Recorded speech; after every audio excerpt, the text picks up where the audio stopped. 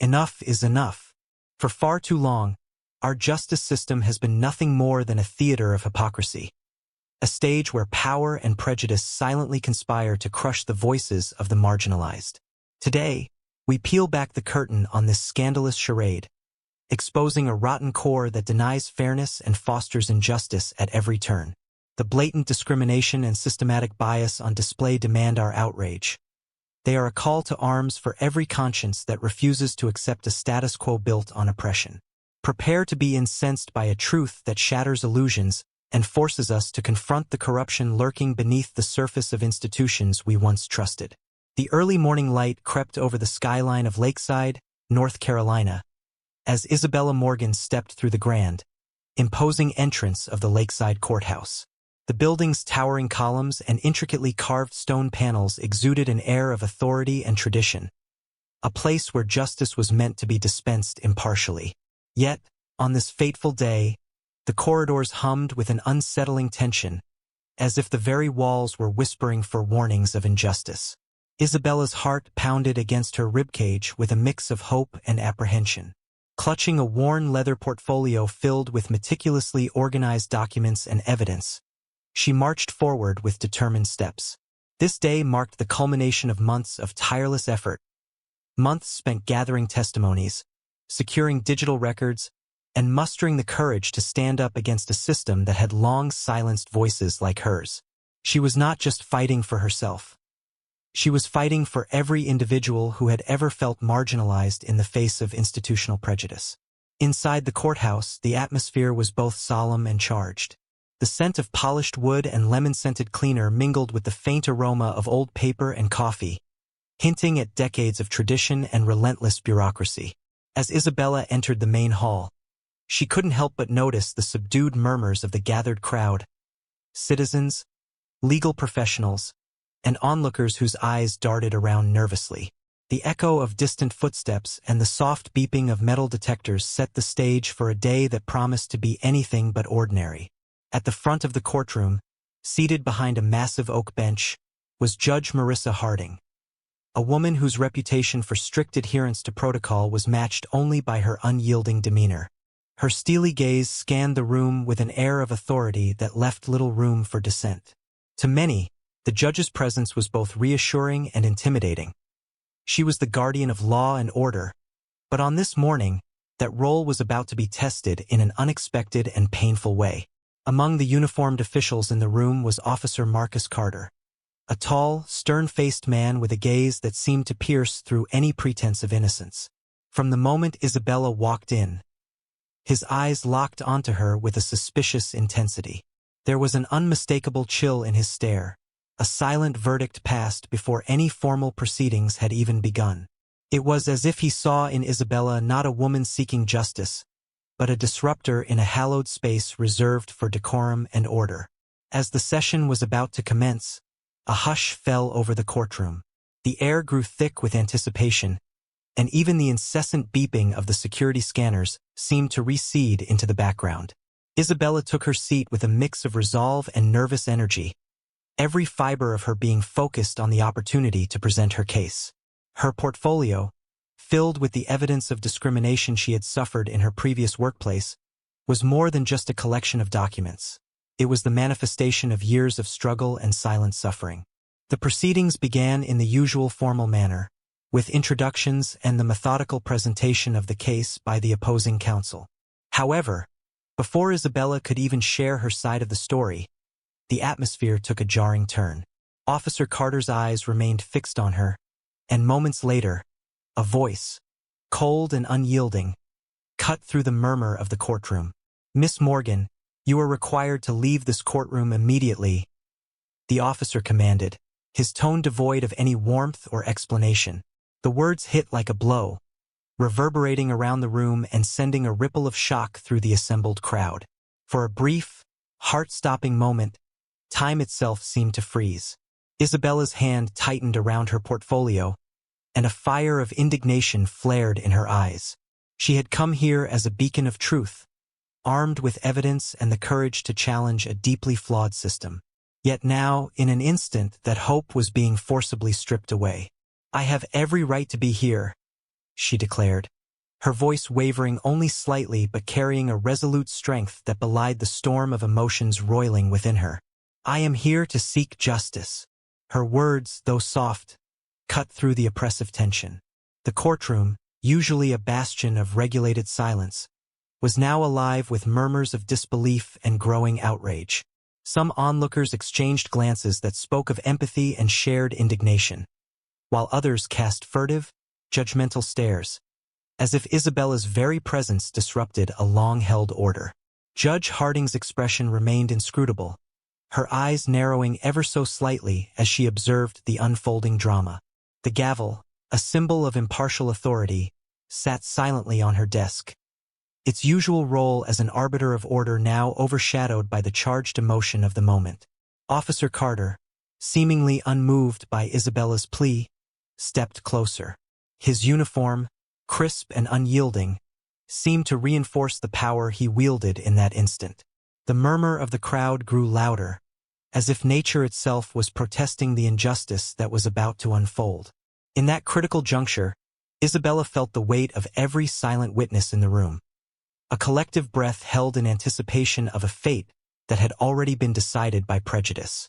In that moment, the courthouse transformed from a place of legal rectitude into a stage where personal dignity and systemic injustice collided.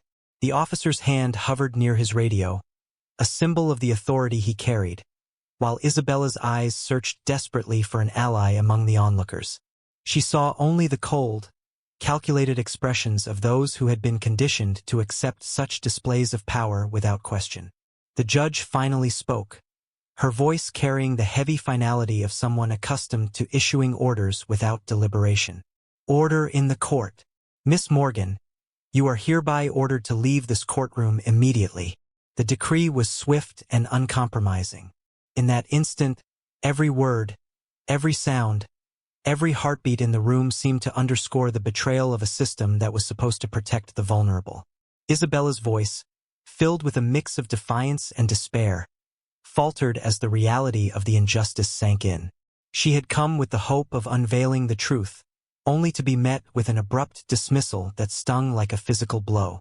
As Officer Carter moved to escort her out, the gravity of the situation pressed in on Isabella.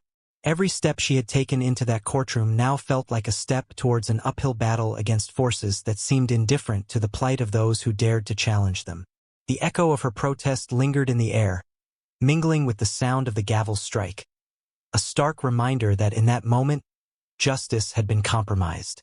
The corridor outside the courtroom was a blur of harsh fluorescent lights and the distant hum of voices. Isabella was led away, her eyes fixed on the imposing facade of the courthouse, now a symbol not of protection but of exclusion. With each step, a torrent of emotions surged within her. Rage, humiliation, sorrow, and a fierce, burning determination to reclaim her voice. The injustice she experienced was not just a personal affront. It was a microcosm of a systemic failure that had silenced countless voices before her. Inside, the murmurs of the courtroom had not subsided. Whispers spread among the observers, some filled with sympathy, others with a cynical acceptance of the status quo. For many, Isabella's removal was a painful reminder of how easily power could be wielded to suppress dissent, a vivid illustration of a system that favored those already entrenched in authority over those seeking change.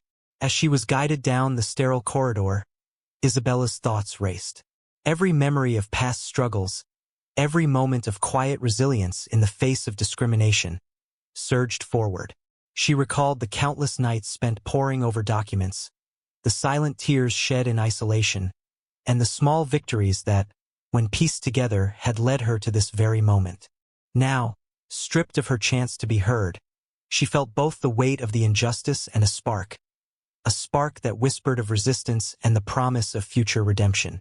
In that defining moment, Isabella knew that her journey was far from over. The injustice she had just endured would not be allowed to define her story. It was, instead, the catalyst that would ignite a fire within her, propelling her to fight even harder for the justice that had been so callously denied. As the courthouse doors receded behind her, the early morning light took on a new hue, one of defiance, of promise, and of a battle that was just beginning. Before leaving the building, Isabella paused for a brief moment. She looked back at the grand facade of the courthouse, its stone walls now etched in her memory as symbols of a system that had failed her. But in her heart, a quiet resolve was forming, a determination to confront the injustice head-on, to channel the searing pain of humiliation into the strength needed to reclaim her narrative. Even as the cold grip of exclusion threatened to shatter her spirit, Isabella vowed that she would rise again, that her voice would not be silenced by the weight of systemic prejudice. Her footsteps echoed in the empty corridor as she made her way out into the crisp morning air. Each step was heavy with emotion, a blend of sorrow for the injustice experienced and an unyielding resolve to forge ahead. In that moment, Isabella was no longer merely a victim of circumstance. She had become a symbol of resilience, a living testament to the power of courage in the face of overwhelming odds. What would you do if you were in Isabella's shoes? Isabella Morgan sat on the cold stone steps outside the Lakeside Courthouse, the weight of the morning's events pressing heavily on her spirit. The brisk North Carolina air did little to ease the burning fire of injustice inside her. As the courthouse's grand facade receded behind her, every step felt like a battle against an entire system designed to silence voices like hers. But even as the shock of her forced removal lingered, a stirring within her told Isabella that this was not the end. It was merely the beginning of a deeper struggle. In the moments after her departure, Isabella found herself surrounded by a small group of onlookers whose eyes shone with empathy and indignation. Among them was David Reyes, a passionate civil rights attorney known in the community for taking on cases of systemic discrimination. David's gaze was intense yet reassuring as he approached her slowly. "I saw what happened inside," he said softly, his voice trembling with both anger and compassion. "You should not have been treated that way." David's words resonated deeply with Isabella. Over the past months, she had prepared herself for a confrontation with a system that had long overlooked the marginalized. Now, with David by her side, her determination was rekindled. The injustice she had experienced was personal, yet it was also a reflection of countless untold stories. As they walked together along the quiet sidewalk, David explained that the incident had already sparked murmurs of discontent beyond the courthouse walls. Word of Isabella's removal spread quickly among local activists and community leaders. Social media platforms buzzed with news updates, and soon the story had morphed into a symbol of a greater battle against entrenched prejudice. Local newspapers began reporting on the incident, emphasizing the stark contrast between the courthouse's hallowed image and the raw injustice unfolding within its walls. Isabella's name was mentioned repeatedly, not just as a victim but as a beacon of resistance. Inside a modest community center just a few blocks away, a meeting was already underway. Community organizers, journalists, and legal advocates gathered to discuss the implications of what had happened at Lakeside Courthouse. The mood was electric, a rising storm fueled by the injustice inflicted upon Isabella and the countless others whose voices had been suppressed. Among the attendees was Lena Carter, a seasoned journalist with an eye for stories that demanded to be heard.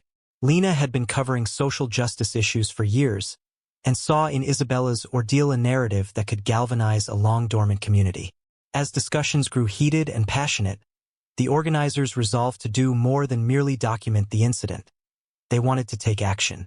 They agreed to help Isabella file a formal complaint against the court's actions and to push for an independent investigation into the practices at Lakeside Courthouse. The idea of turning a single moment of injustice into a catalyst for systemic reform filled the room with both purpose and urgency. Back on the steps, Isabella's mind raced with the enormity of what lay ahead. The emotional toll of the day was undeniable, yet the solidarity shown by strangers gave her strength. She recalled the tearful protest inside the courtroom, her voice trembling with a mix of defiance and despair as she had demanded her right to be heard. Now, outside in the open, she felt the promise of a new beginning, a chance to channel her pain into change. David guided her to a nearby cafe, where they sat in a quiet corner away from prying eyes. Over steaming cups of coffee, they began to strategize the next steps. David explained that the legal system often faltered when faced with the collective weight of community pressure and media attention. "We have the evidence, Isabella," he said, sliding a neatly prepared dossier across the table. Your testimony, the witness accounts, and even surveillance footage from the courthouse lobby. All of these pieces can build a strong case for an independent review. The discussion was interspersed with moments of silence as Isabella tried to steady her emotions. She thought about the long nights spent poring over documents, the silent endurance during countless interviews, and the seemingly endless battles against an institution that dismissed her without a second thought. Now, however, those memories served as fuel for her resolve. "I won't let them win," she whispered, more to herself than to David. "This isn't just about me.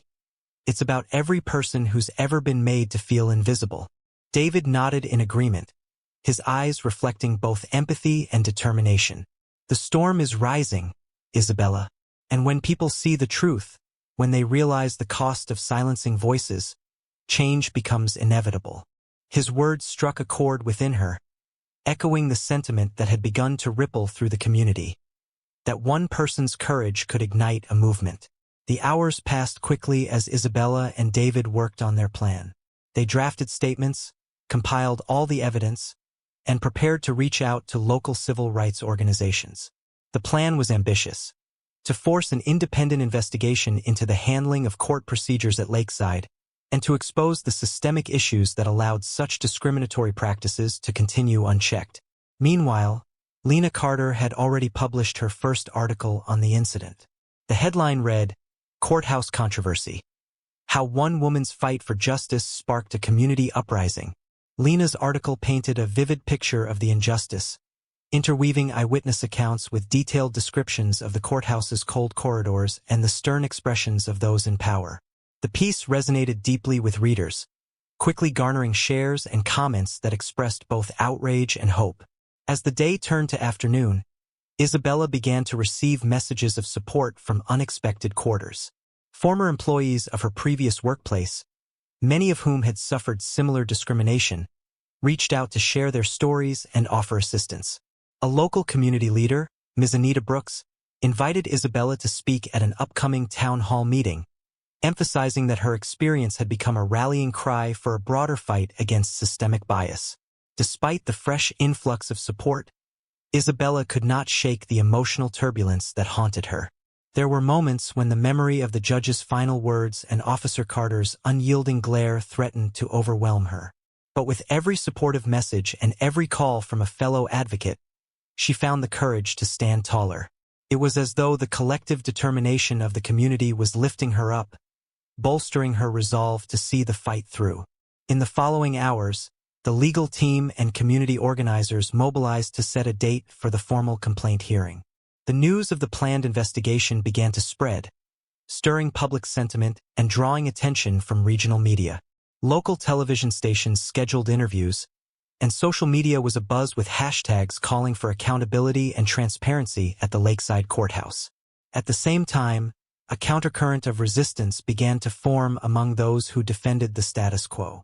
Some local officials, wary of the potential fallout from an independent investigation, issued statements insisting that the court's procedures had been followed to the letter. These voices, however, were soon drowned out by the rising tide of public support for Isabella. The community's determination to see justice prevail was palpable, and the specter of public scrutiny left little room for complacency. As evening fell, Isabella found herself alone for a quiet moment on a park bench overlooking a serene lake. The calm surface of the water reflected the soft glow of the setting sun, a stark contrast to the tumultuous events of the day. In that fleeting moment of solitude, she allowed herself to feel the full spectrum of her emotions.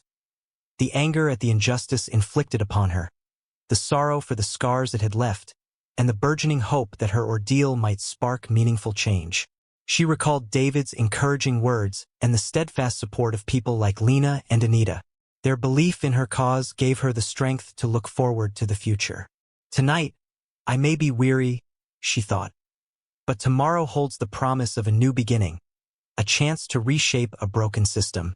The rising storm of change was not limited to the courthouse or the legal battles alone. It had seeped into every facet of the community. Neighborhood meetings were held, community centers organized forums on social justice, and an outpouring of creative expressions. Art, music, poetry, emerged as people channeled their collective pain and hope into transformative energy. For many, Isabella's experience was the spark that had ignited a larger movement demanding accountability and change. As the night deepened, Isabella's phone buzzed with a message that would further galvanize her determination. A well-known civil rights organization had taken interest in her case and wanted to collaborate on a broader campaign to address discrimination in public institutions. The message read, "Your courage has inspired us. Let's join forces to bring lasting change to our community and beyond." Tears welled in her eyes, not of sorrow this time, but of gratitude and renewed resolve. Before finally heading home, Isabella paused to take one last look at the courthouse. The building, which had symbolized exclusion and injustice earlier in the day, now represented a battleground where the forces of change were gathering strength. With each passing moment, the storm was building, a storm fueled by the collective yearning for justice, transparency, and respect. In the quiet drive home, Isabella's thoughts swirled with plans for the coming days. She resolved to remain steadfast, to be the voice for all who had been silenced, and to ensure that the injustice she experienced would not be forgotten. The path ahead was uncertain and fraught with challenges, but with her community and allies by her side, she knew that the rising storm would eventually give way to the dawn of true accountability and change. What do you think is the most important quality a leader needs during a time of crisis? The morning of the formal complaint hearing dawned with an electric sense of inevitability over Lakeside. The ripple effects of the injustice inflicted upon Isabella Morgan had grown into a tidal wave of public outcry, and the stage was now set for a confrontation within the very halls of justice. As the sun cast long shadows across the polished steps of Lakeside Courthouse, a determined Isabella arrived, flanked by her legal advocate, David Reyes, and an entourage of community supporters. Every step she took echoed with the hopes of those who had long been silenced and the collective demand for accountability. Inside the grand courtroom, its ornate columns and heavy oak panels now imbued with an air of solemn purpose, the atmosphere was tense yet resolute. Reporters filled the gallery, their notepads at the ready, while cameras and live streams captured every moment. The media buzz had transformed Isabella's personal ordeal into a cause célèbre for justice reform. Her case was no longer seen merely as an isolated incident, but as the catalyst for systemic change. The courthouse, which had earlier been a symbol of exclusion, was now reimagined as a battleground where the truth would be fiercely contested. At the front of the room, Judge Marissa Harding reappeared, her expression steeled by the weight of the day's proceedings. She commanded attention not only as the arbiter of legal protocol but also as a reluctant witness to the deep-rooted inequalities that had led to Isabella's earlier humiliation. Her gavel lay prominently on the bench, ready to deliver the verdict on the claims of systemic bias and discriminatory practices that had plagued the institution. David Reyes stepped forward as lead counsel for Isabella, his voice resonating with both legal acumen and heartfelt conviction. "Your Honor, esteemed members of the court, we are here to shed light on practices that have undermined the very essence of justice," he began, addressing the courtroom with a mix of passion and precision. "This complaint is not solely about an isolated act of exclusion. It is about a pattern of conduct that has, for far too long, marginalized those seeking recourse in our legal system." The complaint laid out a compelling narrative, detailed accounts of discriminatory behavior, rigorous documentation of procedural irregularities, and a litany of testimonies from witnesses who had observed similar injustices. Among the exhibits was a meticulously compiled dossier of evidence, a collection of audio recordings, internal memos, and surveillance footage that captured the moments of Isabella's forced removal. Each piece of evidence was presented not as an isolated artifact, but as part of a larger mosaic of systemic failure. As David Reyes methodically introduced the evidence, the courtroom's mood shifted from guarded formality to palpable tension. The defense, representing the courthouse's administration, attempted to counter the claims with assertions that all protocols had been followed to the letter. Their arguments were cloaked in legal jargon and references to long-standing institutional procedures. Yet, the raw emotion in Isabella's eyes and the unwavering determination in David's tone told a different story, one of a system that was failing its very mission of delivering impartial justice. Isabella herself was called to the stand. As she ascended the witness box, her presence commanded a respectful silence. She took a deep breath, steadying herself before addressing the court. "I came to this courthouse with the hope of speaking my truth," she said, her voice steady despite the lingering tremors of past anguish.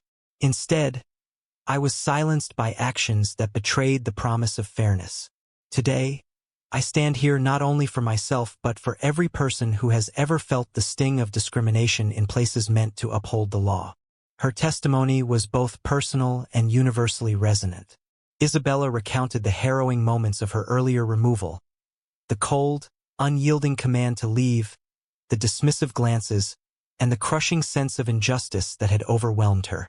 As she spoke, her narrative wove together memories of long nights spent gathering evidence with the stark reality of a system designed to suppress dissent.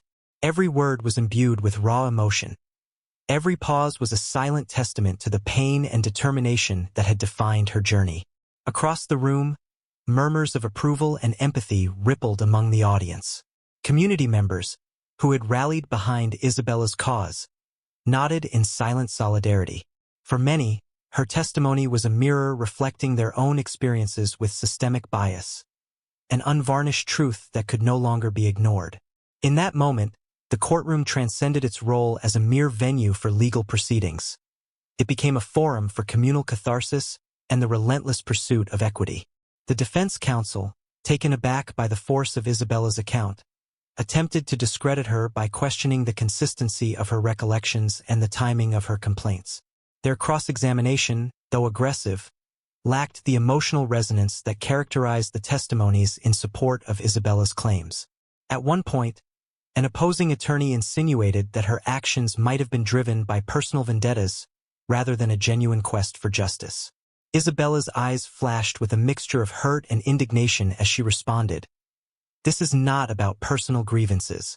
This is about the failure of an institution to protect the rights of every individual who walks through its doors." David Reyes then presented additional witness testimonies, statements from employees who had witnessed the discriminatory practices firsthand. One such witness, a former clerk at the courthouse, described the pervasive culture of silence and the systemic pressures that compelled many to turn a blind eye to injustice. Another witness, a security officer who had later come forward, recounted moments of internal conflict and remorse about the way authority was exercised. These testimonies added layers of credibility and urgency to the case, painting a picture of an institution entrenched in practices that needed urgent reform. Outside the courtroom, the impact of the hearing was already being felt. Social media exploded with reactions. Hashtags calling for accountability and systemic change trended nationwide. Local news outlets broadcast live updates, and community leaders organized vigils and rallies in support of Isabella's pursuit of justice. The public pressure was immense, and it was clear that the case had ignited a broader conversation about fairness, transparency, and the accountability of public institutions. Back inside, Judge Harding listened intently, her expression a study in measured deliberation. She asked pointed questions, seeking clarity on specific pieces of evidence and the implications of the witness accounts. At one juncture, she inquired, "Is it not the duty of this court to not only interpret the law, but to ensure that its very procedures do not betray the principles of equality and justice?" Her words resonated through the chamber, underscoring the gravity of the situation and the high stakes involved. As the hearing progressed, tension mounted.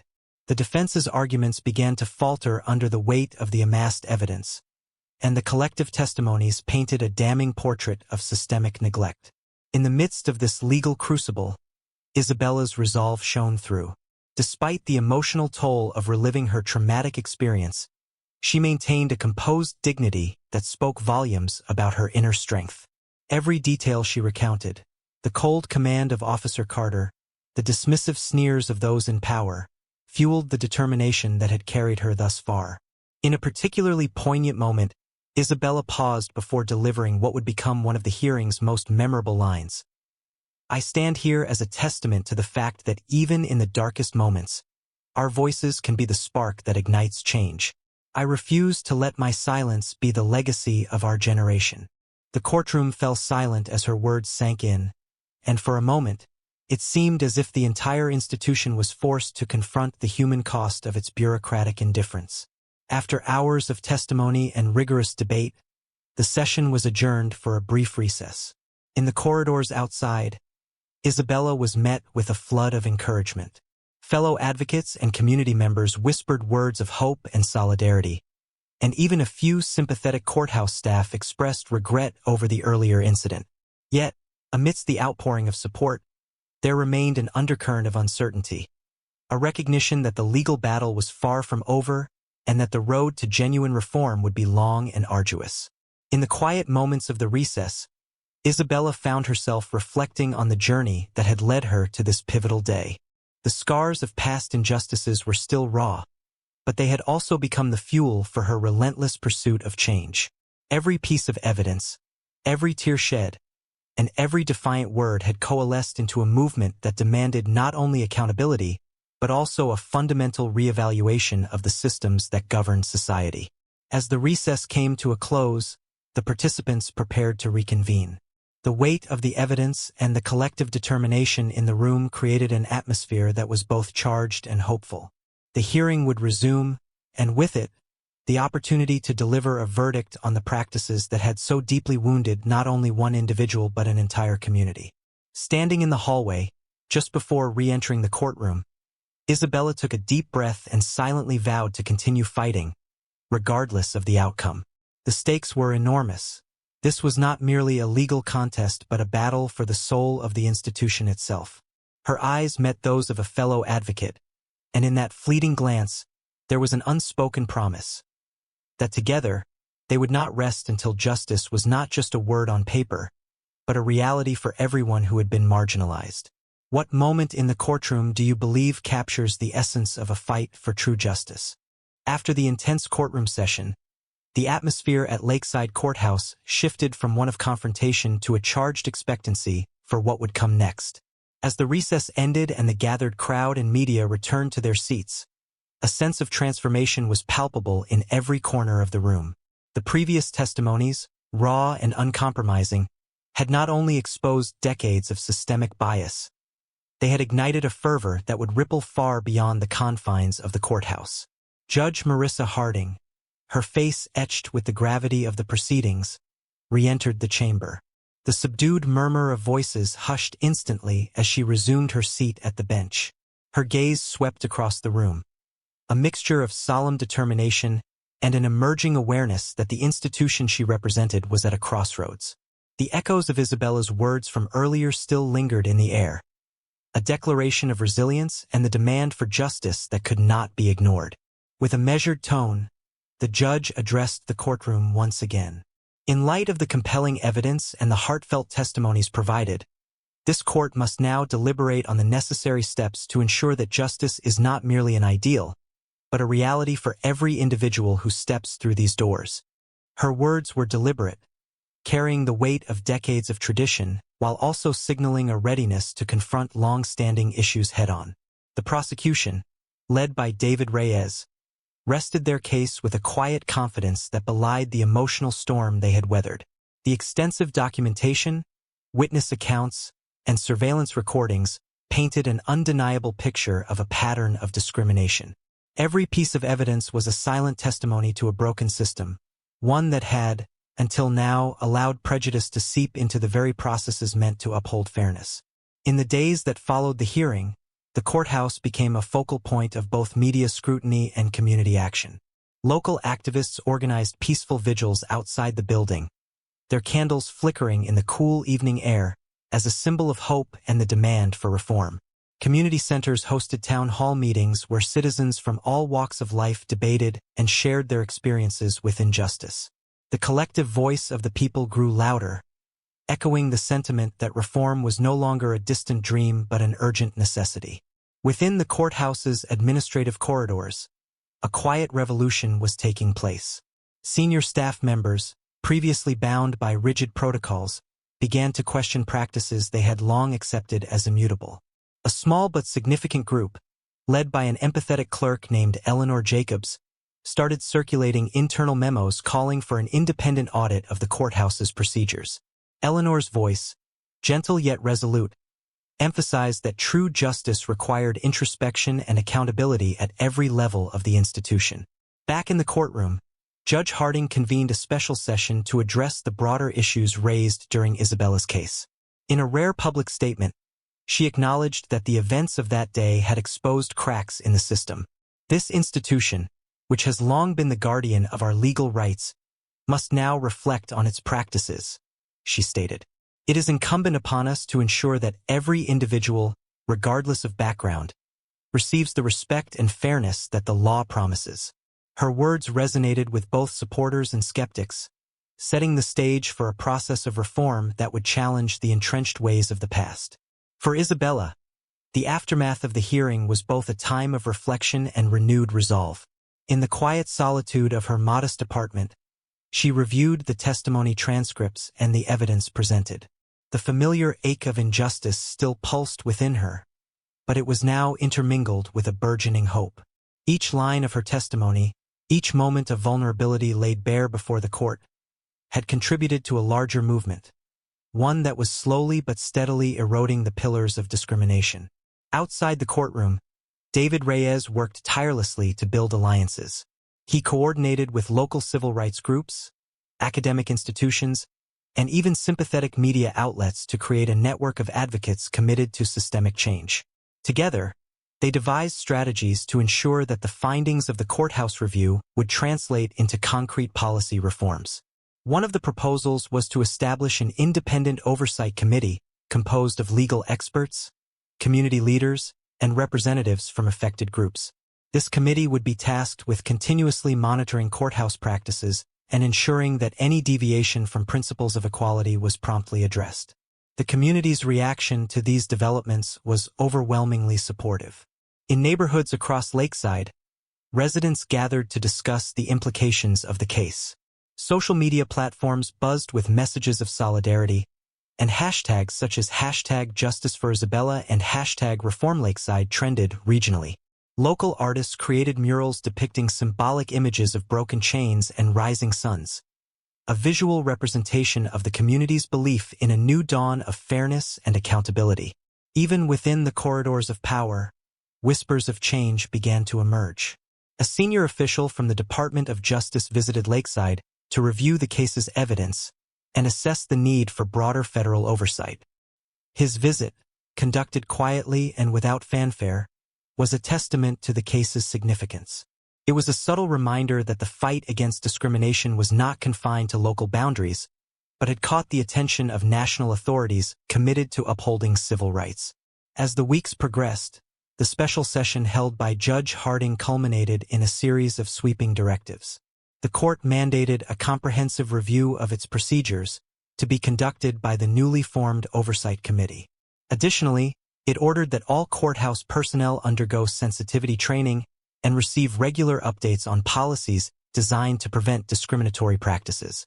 While these measures were only the beginning of what would likely be a long and arduous reform process, they symbolized a decisive step toward a more just and inclusive system. In a particularly poignant moment during one of the Oversight Committee meetings, Isabella was invited to share her personal experiences once more. This time, her audience was not a room full of skeptics, but a group of dedicated reformers eager to learn from the past. Standing before them, Isabella recounted her ordeal. The harsh command to leave, the cold stares, and the crushing weight of systemic bias. Her voice, now steadier and imbued with a sense of purpose, carried the dual weight of personal pain and collective aspiration. "I have learned that change is not a solitary journey," she said. "It is a shared path, paved by the courage of many who refuse to accept injustice as the norm." Her words struck a deep chord. For many on that committee, Isabella's testimony served as a reminder that the quest for justice required both resilience and empathy. It was a call to action, to dismantle the old guard of indifference and to build a system that honored every individual's right to dignity and respect. The meeting ended with a unanimous pledge to work tirelessly, not only to reform the courthouse but also to set an example for other institutions grappling with similar issues. In the meantime, the public continued to watch the unfolding events with bated breath.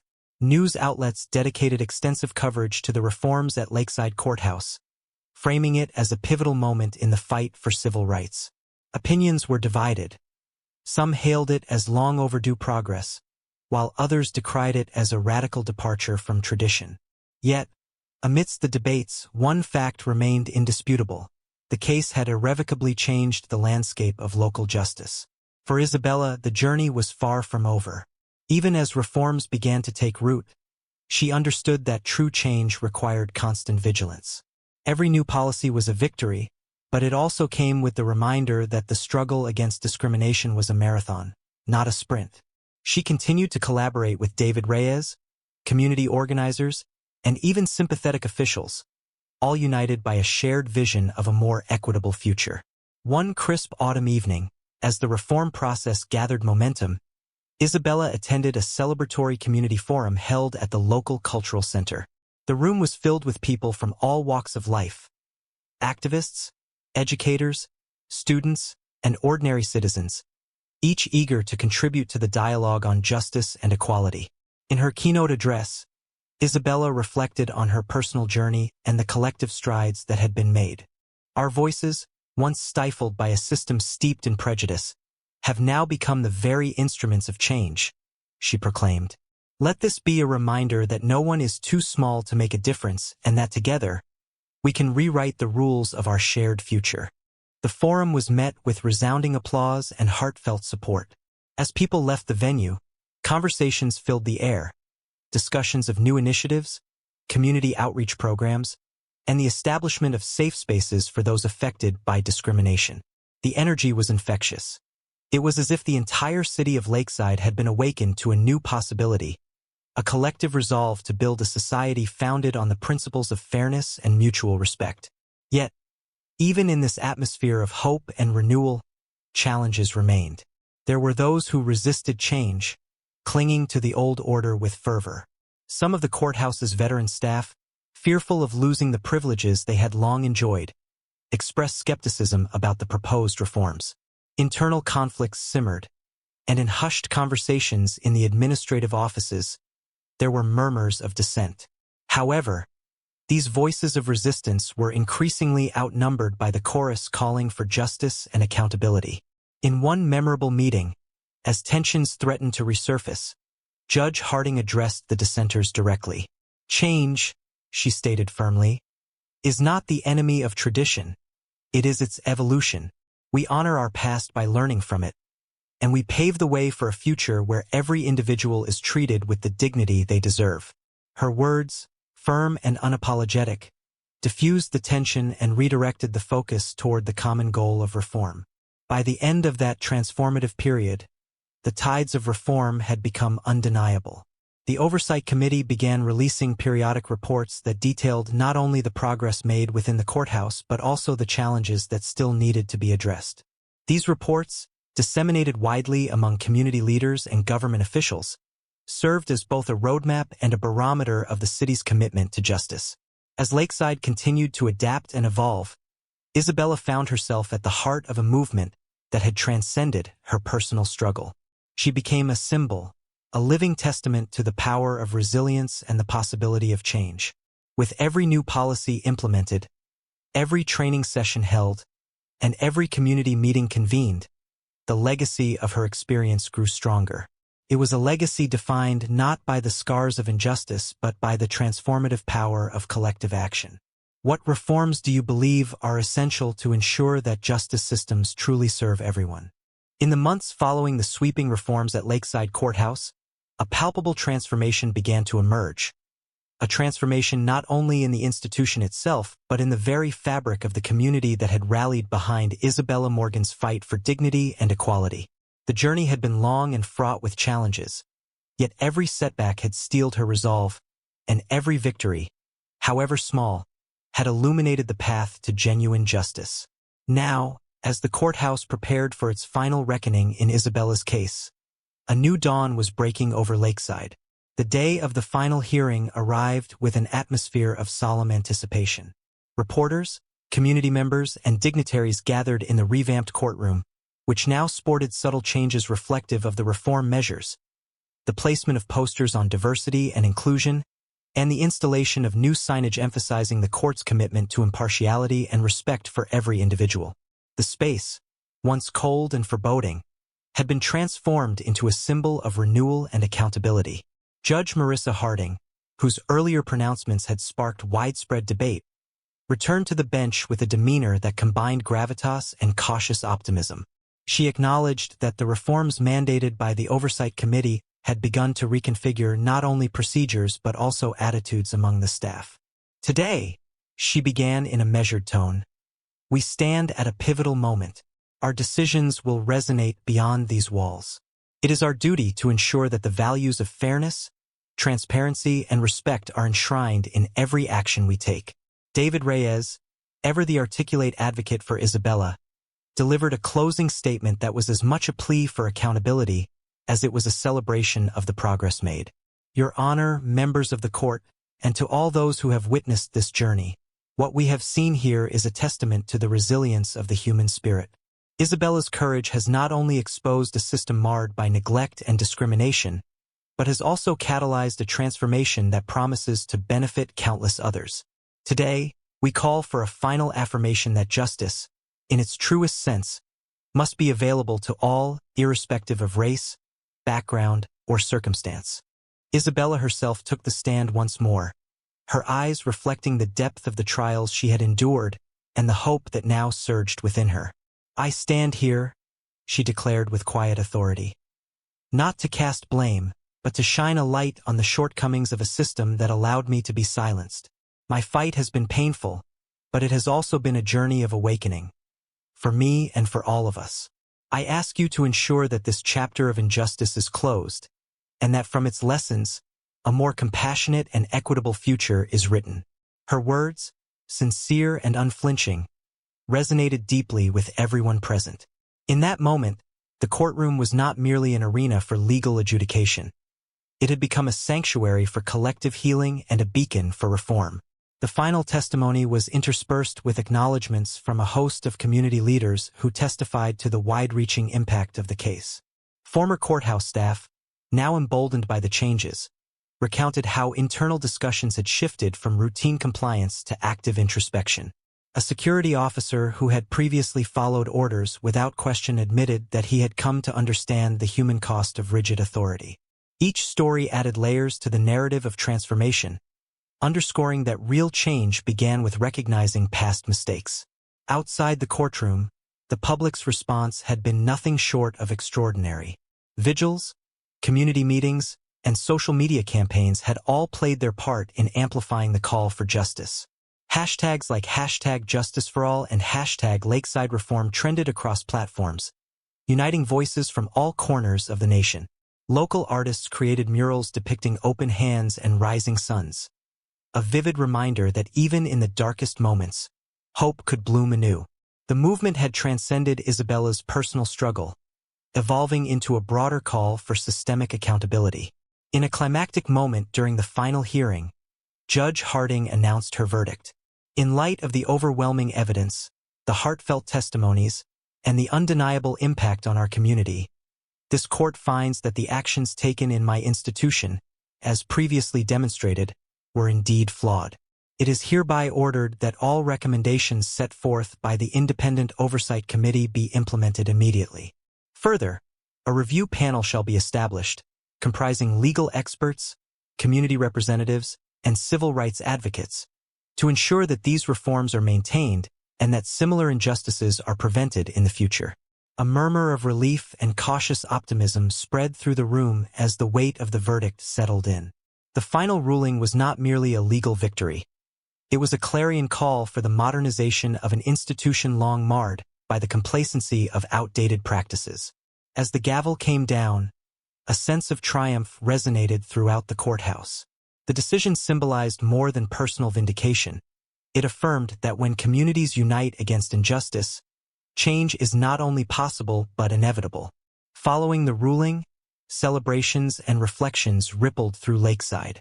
A special press conference was held where community leaders, including representatives from the newly formed Oversight Committee, expressed their commitment to a future where every citizen's rights were safeguarded. They detailed plans for regular audits, continuous training, and transparent reporting mechanisms.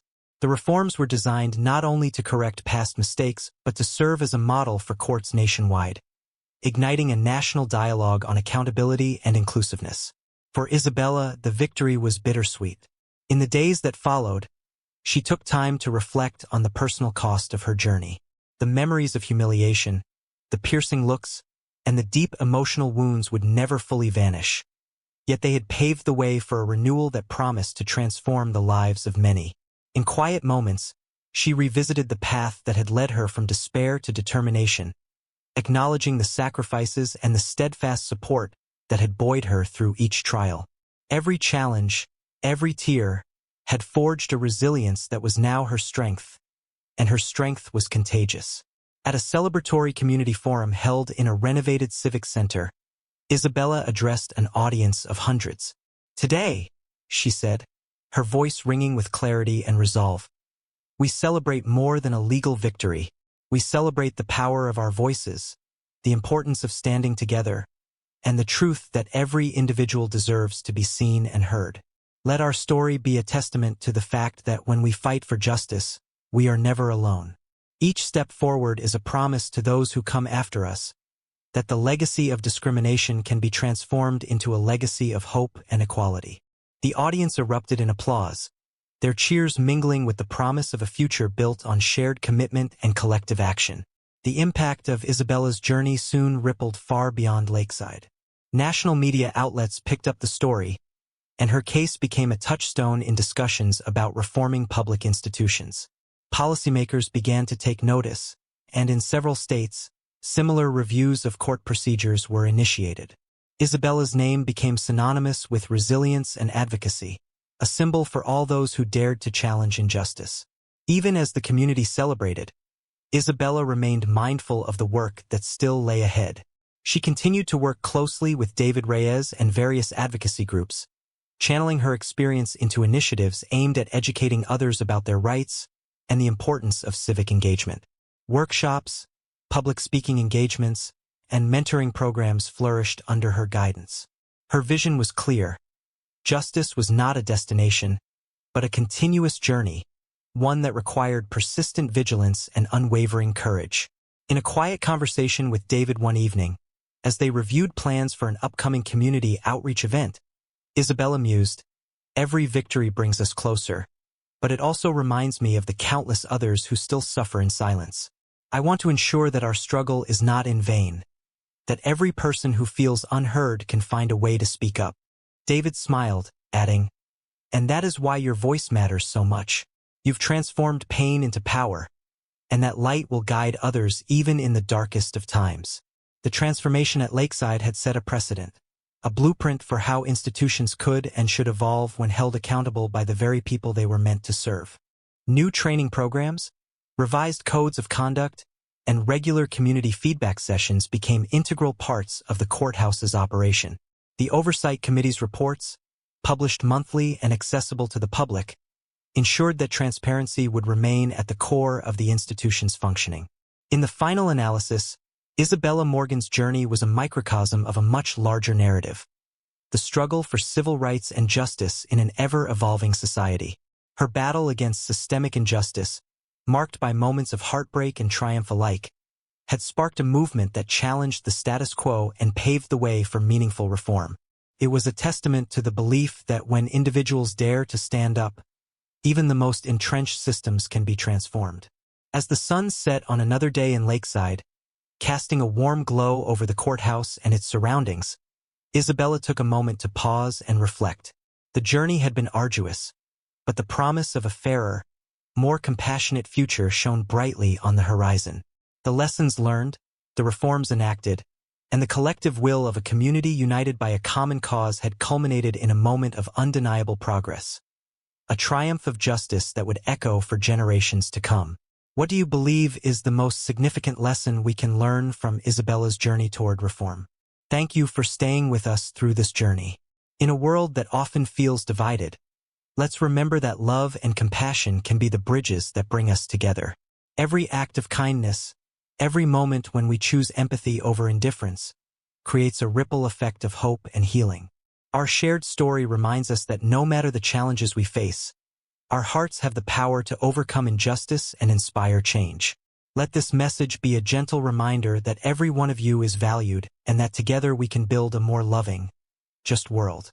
When we stand united in love and truth, our voices become a force for positive transformation, lifting each other up and lighting the path to a brighter future.